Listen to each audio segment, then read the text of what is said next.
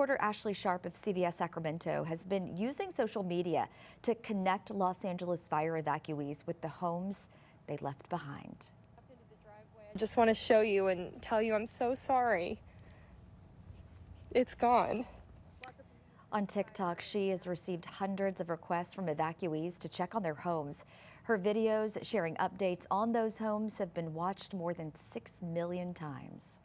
I mean, this was never about likes, it was never about views, it was about connecting with one homeowner at a time and just doing something simple, to help them. It's heartbreaking to be the person. I know I'm about to change this person's life with this news, and it's devastating, but they so badly wanted these answers.